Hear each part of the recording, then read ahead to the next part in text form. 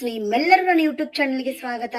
ಇವತ್ತು ನಾನು ನಮ್ಮ ಮನೇಲಿ ಮೊಳಕೆ ಹುರುಳಿಕಾಳಲ್ಲಿ ಸಾಂಬಾರು ಮಾಡಿದ್ದೀನಿ. ಟೇಸ್ಟ್ ಮಾತ್ರ ಸೂಪರ್ ಆಗಿ ಬಂದಿದೆ.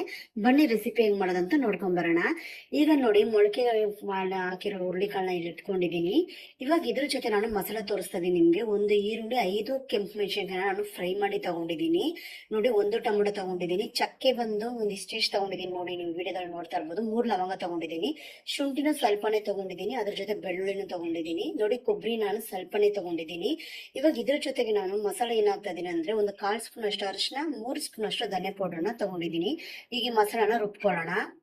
ಈರುಳ್ಳಿ ಮತ್ತೆ ಮೆಣಸಿನಕಾಯಿನ ಫ್ರೈ ಮಾಡೋದು ಮರಿಬೇಡಿ. ಈಗ ನಾನು ಮಿಕ್ಸಿ ಮಾಡಿರೋ ಮಸಾಲೆ ಜೊತೆ ಸ್ವಲ್ಪ ಕೊತ್ತಂಬರಿ ಸೊಪ್ಪು ಹಾಕಿ ತೆರೆಯಾಗಿ ರುಬ್ಕೊಳ್ತಾ ಇದ್ದೀನಿ. ನೋಡಿ, ಈ ರೀತಿ ತೆರೆಯಾಗಿ ರುಬ್ಕೊಳ್ಳಿ. ಈಗ ಒಗ್ಗರಣೆ ಹಾಕೊಳ್ಳೋಣ. ನಾನಿವಾಗ 2 ಸ್ಪೂನ್ ಅಷ್ಟು ಎಣ್ಣೆ ಹಾಕೊಂಡು ಸಾಸಿವೆ ಹಾಕೊಂಡಿದ್ದೀನಿ. ಸಾಸಿವೆ ಸಿಡಿದ್ಮೇಲೆ ಕರಿಬೇವು ಸೊಪ್ಪು ಹಾಕೊಂಡು ಮೊಳಕೆ ಹುರುಳಿಕಾಳನ್ನ ಹಾಕೊಳ್ತಾ ಇದ್ದೀನಿ. ಮೊಳಕೆ ಹುರುಳಿಕಾಳು ಹಾಕೊಂಡು 2 ನಿಮಿಷ ಚೆನ್ನಾಗಿ ಫ್ರೈ ಮಾಡ್ಕೊಳ್ಳಿ. ರುಚಿ ತಕ್ಕಷ್ಟು ಉಪ್ಪು ಹಾಕೋಣ. ಸಾರಿಗೆ ಎಷ್ಟು ಬೇಕಷ್ಟು ಉಪ್ಪು ಹಾಕೊಳ್ಳಿ. ಇವಾಗ ಇದ್ರ ಜೊತೆ ನಾನು 1 ಆಲೂಗಡ್ಡೆನ ಕಟ್ ಮಾಡಿ ಹಾಕೊಳ್ತಾ ಇದ್ದೀನಿ. ಈಗ ನಾನು ಅವಾಗಲೇ ರುಬ್ಬಿದ ಮಸಾಲಾನ ಇವಾಗ ಹಾಕೊಳ್ತಾ ಇದ್ದೀನಿ. ನೋಡಿ, ಇದೆಲ್ಲ ಒಂದು 5 ನಿಮಿಷ ಫ್ರೆಂಡ್ಸ್ ಮಸಾಲೆ ವಾಸನೆ ಚೆನ್ನಾಗಿ ಹೋಗೋವರೆಗೂ ಚೆನ್ನಾಗಿ ಫ್ರೈ ಮಾಡ್ಕೊಳ್ಳೋಣ ಕಾಳು ಆಲೂಗಡ್ಡೆ ಜೊತೆನೆ. ಇವಾಗ ಸಾರಿಗೆ ಎಷ್ಟು ಬೇಕಷ್ಟು ನೀರನ್ನ ನಾನು ತಗೊಂಡಿದ್ದೀನಿ. ನೋಡಿ, ಇವಾಗ ನಾನು ಕುದಿ ಬರೋವರೆಗೂ ಹಂಗೆ ಕುಕ್ಕರ್ ಓಪನ್ ಬಿಟ್ಟಿರ್ತೀನಿ.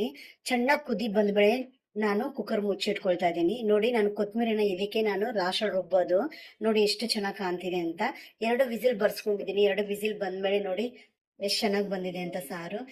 ಇವತ್ತು ಅದ್ರ ಜೊತೆ ನಾನು ಬಿಸಿ ಬಿಸಿ ಮುದ್ದೆ ಮಾಡ್ಕೊಂಡಿದ್ದೀನಿ. ಇವಾಗ ಅಮ್ಮಳಿಗೆ ನಾನು ಬಡಿಸ್ಕೊಡ್ತಾ ಇದ್ದೀನಿ. ಇವಾಗ ಅವ್ರಿಗೆ ನಾನು 1 ಸ್ಪೂನ್ ಅಷ್ಟು ತುಪ್ಪ ಹಾಕೊಳ್ತಾ ಇದ್ದೀನಿ. ಇದಕ್ಕೆ 1 ಸ್ಪೂನ್ ಅಷ್ಟು ತುಪ್ಪ ಹಾಕೊಂಡು ನಾನು ಇವಾಗ ಸಾರು ಬಡಿಸ್ತಾ ಇದ್ದೀನಿ. ಫ್ರೆಂಡ್ಸ್, ಟೇಸ್ಟ್ ಮಾತ್ರ ಸೂಪರ್ ಆಗಿ ಬಂದಿದೆ ಹುರುಳಿಕಾಳು ಮಸಾಲೆ ಸಾರು. ನನ್ನ ರೆಸಿಪಿ ನಿಮ್ಗೆ ಇಷ್ಟ ಆಗಿದ್ರೆ ಶೇರ್ ಮಾಡಿ, ಕಮೆಂಟ್ ಮಾಡಿ, ನನ್ನ ಯೂಟ್ಯೂಬ್ ಚಾನಲ್ ಸಬ್ಸ್ಕ್ರೈಬ್ ಮಾಡೋದು ಮಾತ್ರ ಮರಿಬೇಡಿ. Thank you, bye bye.